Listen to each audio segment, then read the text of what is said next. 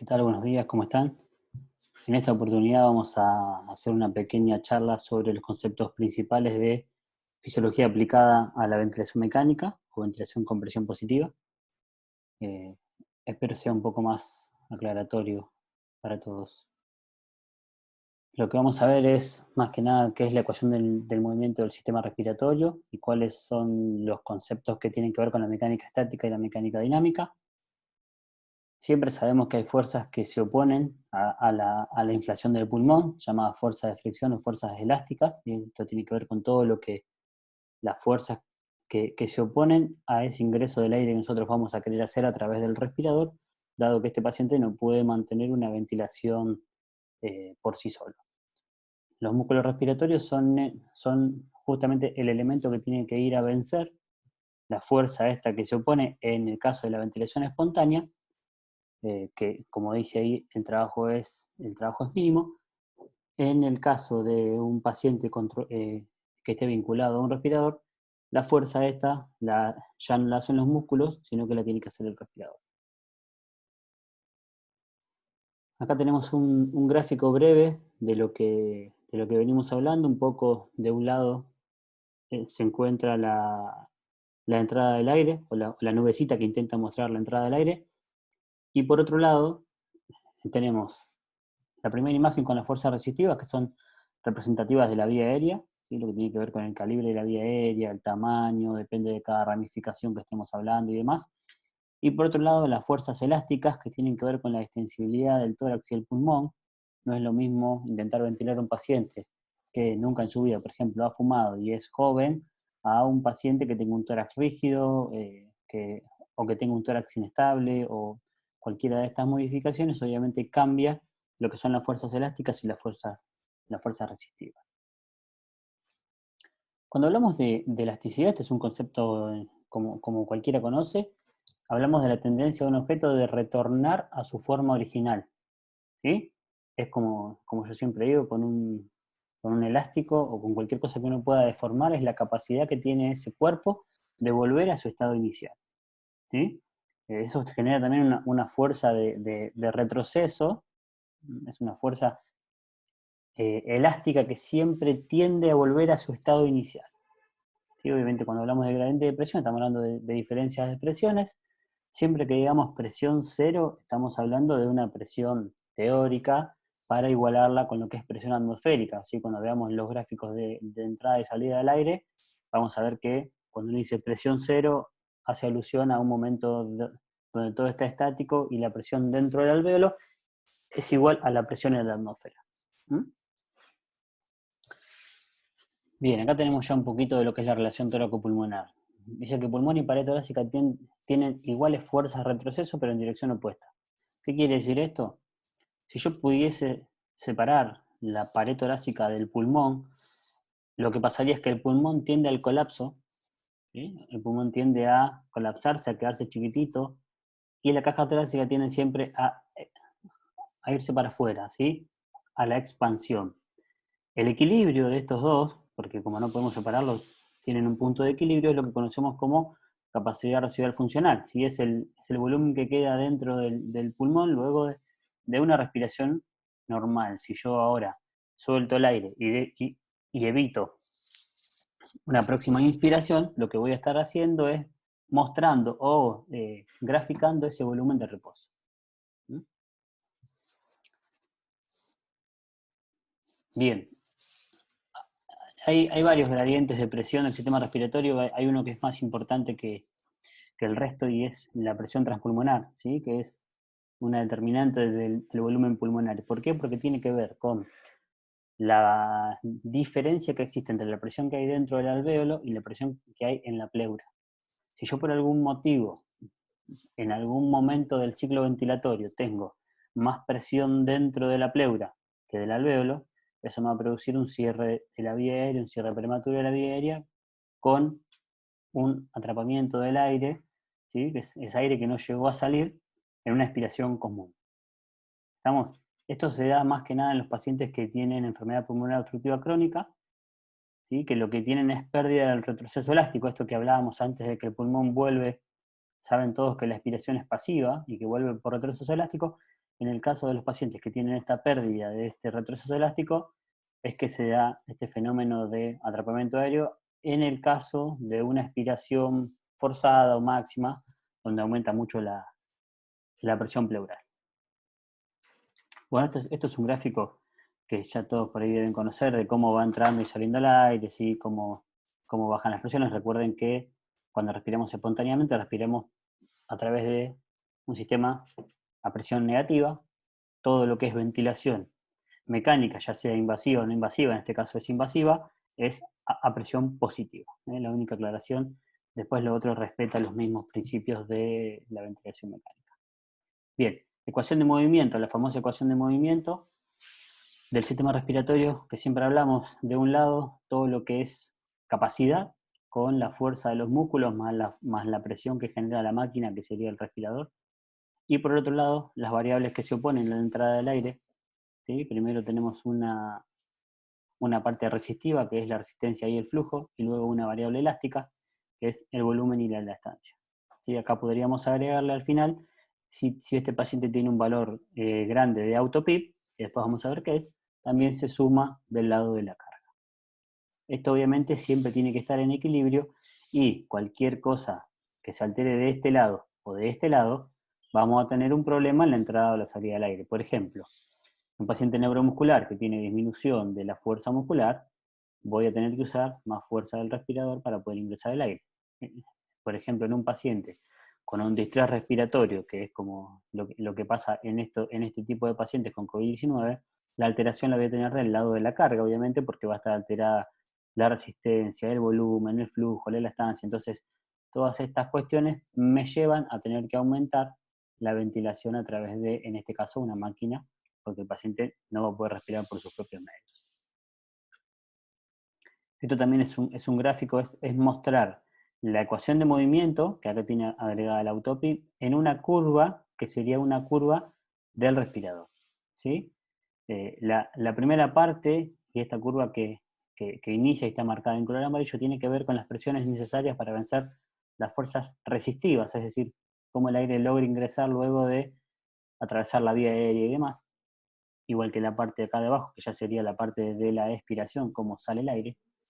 Y la segunda parte tiene que ver con esta parte en verde, las presiones necesarias para vencer las fuerzas elásticas. Es solamente para traspolar un poco la ecuación de movimiento a una curva normal del respirador en una ventilación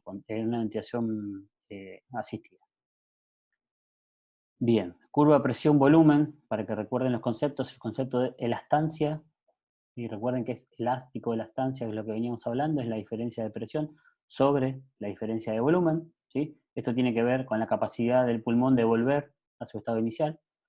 Y por otro lado, la compliance o distensibilidad, que es la ecuación es al revés, es la inversa de la elastancia, y tiene que ver con la capacidad del pulmón de distenderse. ¿Sí? Estos son dos conceptos que son contrarios, y siempre hay que tener en cuenta cómo afecta la patología en este tipo de pacientes. En este caso, de los pacientes que tengan un síndrome de estrés respiratorio, obviamente la compliance va a estar muy disminuida. Bien, un poquito la explicación que les daba recién tiene que ver con la capacidad del objeto de volver a su morfología original. ¿Sí? La fórmula la van a ver en centímetros de agua por litro, y es una medida de cambio de presión por unidad de volumen. Lo mismo la compliance, como les explicaba recién, tiene la fórmula, se puede calcular, obviamente, si uno tiene la posibilidad de calcular volumen y presión con el respirador, puede calcular la compliance, o mismo con el aparato lo pueden hacer. Bien, esto es para explicar un poco cómo interactúan todas estas presiones. Yo acá les marqué primero el punto de inflexión inferior. Esto es una curva presión-volumen, donde la parte de abajo es la INSPI y la parte de arriba es la ESPI. Acá en la fase inicial, fíjense que empieza a aumentar la presión bastante, hasta 10, 11 centímetros de agua, y no aumentó casi nada el volumen. ¿Sí?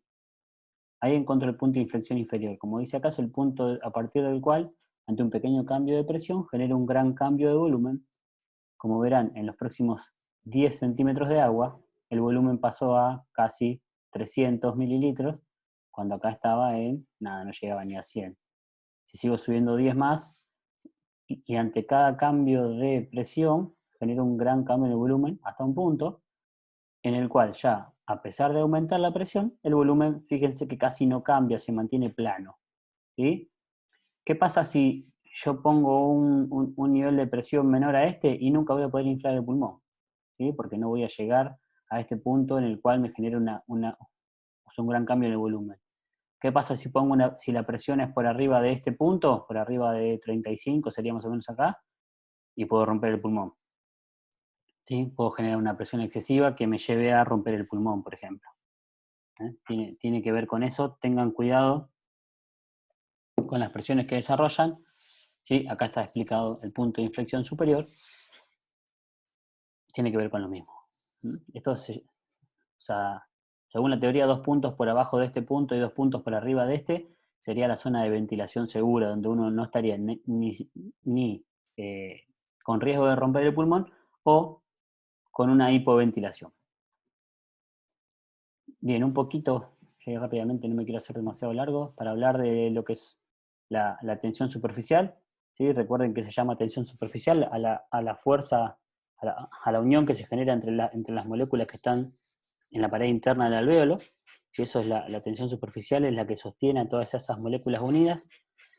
Y la tensión superficial se rige mediante la ley de Laplace, que la tienen escrita ahí: presión es igual a 2 por tensión sobre el radio. Esto tenganlo en cuenta al momento de conocer la presión a inflar un alvéolo. Siempre es mejor inflar un alvéolo que ya está inflado a inflar uno de cero. ¿Por qué? Porque su radio es más chico. Si su radio es más chico, voy a tener que generar más presión. ¿Sí? Si el alvéolo que está cerrado tiene un radio más chico, voy a necesitar generar mucha más presión para poder abrirlo. Ahora, si el radio es más grande, el resultado va a ser más chica la presión, entonces con menos presión puedo inflarlo más fácilmente. ¿Sí? Bueno, un poquito de cómo funciona la tensión superficial. ¿Sí? Obviamente va a ser más fácil inflar este alvéolo que inflar este, ¿sí? Por una cuestión de que ya tiene una presión ya impuesta desde antes con un volumen un poquito más grande. ¿Qué significado tiene el surfactante? Disminuye el trabajo respiratorio, por esto que le digo que disminuye la tensión superficial y por ende la fuerza que tengo que hacer para inflar un alvéolo. ¿Sí? Contribuye a la estabilidad de los alvéolos de diferentes medidas. No todos tienen el mismo tamaño, no todos se llenan igual. El surfactante hace que puedan mantenerse estables los dos a su nivel y a su nivel de inflación normal. Y en ausencia de surfactantes, altas fuerzas contráctiles de tensión superficial crean una presión intrapleural, ¿sí? Negativa, que extrae el líquido de los capilares. O sea, también tiene, para decirlo de alguna forma simple, mantiene secos los alvéolos, por esto de mantenerlos bien infladitos, reclutados, y que no penetre el líquido, ¿sí? Del intersticio. Un poquito de resistencia, rápidamente, recordemos, esta es la fórmula que usamos. Bueno, acá está puesto flujo, presión 1 menos presión 2, que en este caso es presión pico menos presión meseta sobre resistencia. Acá pueden variar si es resistencia inicial, resistencia final, bueno, o flujo, y van cambiando, estas son las variables. La fórmula de resistencia según la ley de Poiseuille. Recuerden que acá lo fundamental es el radio de la vía por el cual estamos pasando. Si yo tengo un radio, por ejemplo, en el caso de un paciente que está haciendo, esto para explicarlo con un ejemplo, no quiere decir que el de COVID lo tenga, pero en un paciente que tiene un broncoespasmo, si el radio disminuye a la mitad, el radio de la vía aérea, estoy hablando, disminuye a la mitad, que puede pasar tranquilamente en una crisis de broncoespasmo, la resistencia aumenta 16 veces. ¿Sí? Entonces tengan en cuenta eso, que va a ser un paciente que le cuesta respirar, por eso está en respirador, y si encima tiene aumentada la resistencia, no estamos ayudándolo demasiado. Constantes de tiempo del sistema respiratorio, no vamos a hablar de tiempo inspiratorio o tiempo expiratorio. La constante de tiempo se refiere al tiempo, ¿sí? al tiempo de llenado o de vaciado que yo tenga respecto de un pulmón. ¿Sí? Para que el cambio de volumen ocurra se necesita tiempo. Dice, la velocidad del proceso es la constante de tiempo. ¿Qué quiero yo? Vaciar. Cuando hablemos de constante vamos a hablar generalmente para vaciar el alvéolo, ¿sí? Tenemos que relacionar la resistencia y la compliance. Estos pacientes de COVID-19 van a tener disminuida la compliance y aumentada la resistencia. Por ende, el tiempo de vaciado del alvéolo va a ser pequeño, ¿sí? Por ende, no voy a tener, como si fuese en el caso de un EPOC, que las constantes de tiempo están aumentada la compliance y disminuida la resistencia, ahí sí voy a tener tiempos de vaciado más largos, lo cual me puede llevar a que quede un poco de aire atrapado. En este caso no va a ser así, se puede calcular también, tengan cuidado con las unidades aquel que lo intente, solo eso. Bien, otra vez las fórmulas de resistencia inicial, resistencia máxima y demás. Y por último, la definición de autopip, que hablábamos antes, que no estaba en la presentación. Para explicarlo rápidamente, si llega a quedar aire atrapado dentro del pulmón, ese aire que está atrapado ocupa un espacio y genera una presión, ¿sí? Bueno, esa presión que genera ese aire atrapado es lo que se llama autopip, ¿sí? No es algo bueno, no es igual a la PIP que uno setea externa, ¿sí? Esto tiene efecto deleterio, si bien no es en un nivel pequeño de autopip, sino que tiene que ver más que nada con un nivel un poco más elevado, pero sí puede producir algún deterioro en la ventilación y demás. ¿Cómo hacemos para reducirlo? Tenemos que darle tiempo a ese paciente para que suelte el aire, ¿sí? Tenemos que ver cómo vamos a hacer para aumentar siempre el tiempo expiratorio. Ya lo veremos por ahí en otra presentación y más, ¿eh? Bien, espero haya sido útil. Cualquier duda no tarden en dejarla por la encuesta del campus. Muchas gracias.